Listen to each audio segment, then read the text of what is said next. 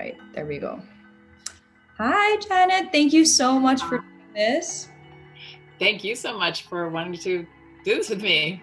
When we met up, I think it was last week or maybe a few days ago, I asked some of my followers if they had questions, and I had to go through it maybe 3 times because there were so many questions. So I filtered through a lot of them, but there were some that kept coming up. And so I figured maybe we could do that, and it's very casual. You know, a lot of moms and parents have things they wanted to ask you, and I'm interested to see the answers. Well, you get to ask your own question too. Don't you? But before that, I wanted to kind of introduce what respectful parenting was. I wanted you to introduce what respectful parenting was to those people watching. Sure. So the difference with respectful parenting is that, and a lot of people do this naturally, so it's not like it's some weird exclusive thing. Some people just have this instinct anyway, but it's more our child is born and we are molding them and making them into the person that maybe that we want them to be or that we think they should be. Instead of that, with respectful parenting, we are recognizing, and science supports this, that our child comes into the world with a personality, with interests, with a path in life that is theirs alone. And that our job, instead of molding, and actually this takes a lot of pressure off us when we start to see this way, instead of molding and having to figure out what I got to put in through here and at this age and at that age, we get to, it's like unwrapping a gift. Yeah. We get to enjoy discovering, and a lot of this is done through observation, being present and witnessing your child so that you learn more and more about them and you see who they are, and which is, I think, a lot more fun than trying to teach children this, that, and the other thing at all these ages, which is what I originally thought we were supposed to do. And what happens is your job becomes building a relationship with another person because the person is already there. Instead of trying to form them. Right. Instead of trying to form them ourselves, we realize that this person is already actually got their own path and they already have a destiny. They come into the world with all of these things already. So that isn't our job at all. Our job is to develop the best relationship that we can with this person, because the relationship that we develop can be very influential. So we're not so much molding the person, but we're influencing how they feel about themselves, the confidence that they feel, how well they know themselves, versus a child that maybe we think we're supposed to put on a track, and then that child at a certain age becomes an adult and says, what am I doing? I don't even want this degree. I don't even like this subject. I don't even know what I like anymore. There's a lot of that that's happening today, where everything is being tracked by the parents, and the children lose, at least temporarily, that ability to take hold of their destiny and be excited about the things that they are passionate about. I don't believe we have the power to influence who our child is and what kind of person they are. We do have the ability to help our child to feel confident in who they are. Yeah.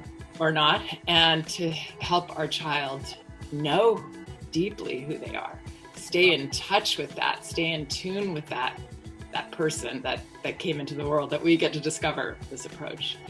But we still have a hard job, because our job is to develop a great relationship, because this relationship is going to be the model of all our child's other relationships in life. Our child will choose partners that have the dynamic that we had with them. I mean, it's just the way it works. So it's very important for a lot of reasons. For one, for our child to develop healthy relationships, and two, for us to continue to enjoy being with each other throughout life, which was really important to me, that I didn't want to be the grandparent that the children don't want to see, and we got to go see her and for the holidays, and there's no way I'm going to be that. I want to have fun with my children forever, and their children if they choose to have children, and I want to just get deeper in our relationship and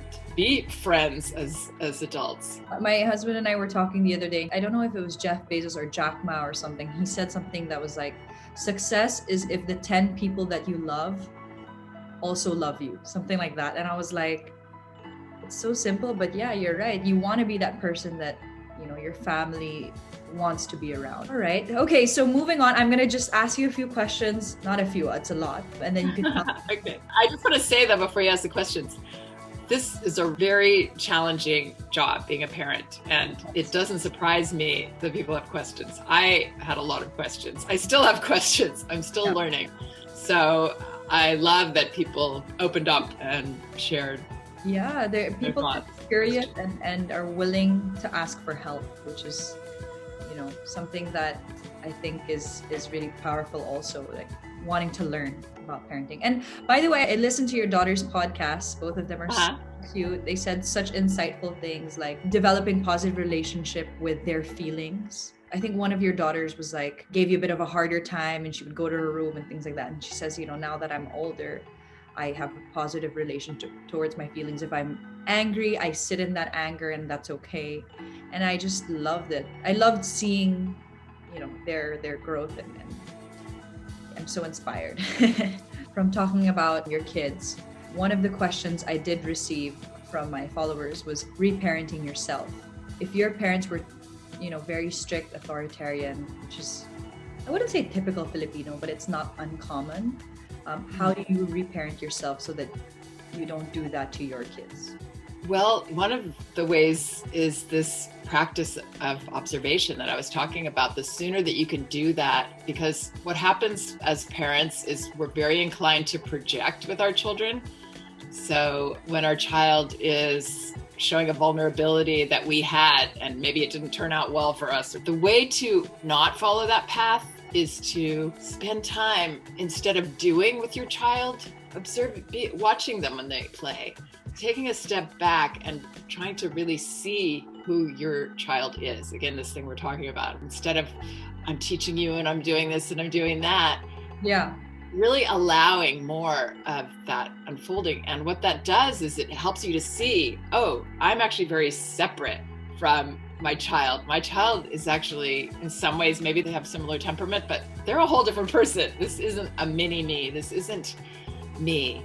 To reparent ourselves means if we want to do something differently, we are being very, very courageous. We are maybe changing, shifting cycles that have been going on for generations and generations in our family. Everybody doing their best, everybody well-intentioned, but they did what their parents did, and now here's this person who wants to break the pattern and do it differently. So that's a very brave person, right? And it's not going to be easy, but just that awareness that you come from this. And so when you're in these situations, that's inclined to bring out certain feelings in you. Tina Payne Bryson, who's a wonderful researcher and psychologist that I've worked with before, and many of you know her books. She talks about becoming familiar with your story, how that helps you as a parent, how that helps you to see this is my story, and I'm going to make a conscious effort not to project this onto my child. So the person asking that already has the most important thing, which is the awareness and the desire and the consciousness that he or she needs. And so you've got the hard part. The rest is just going to be being very nice to yourself, knowing that you are going to be inclined to project these certain things, and you're going to be inclined to, maybe if your child is talking back or saying no to you, like it's going to set off alarms in you, maybe stir up the feelings that you felt when this happened to you, because that often happens, that we get upset because we're actually feeling those feelings that we didn't get to feel. So just knowing yourself, these are sensitive spots, keeping your antenna up, being very, very good to yourself and patient on a journey. So it's a journey. I'm still on the journey. Everybody is. So let yourself be a person on a journey. Okay. And be patient with yourself. Know that you are doing something very courageous. Yeah, my key takeaway from that is like taking a step back, enjoying the journey, and allowing your child to be themselves. But the first step is self-awareness, which I think is this person asking already is aware that Yeah. they need to reparent.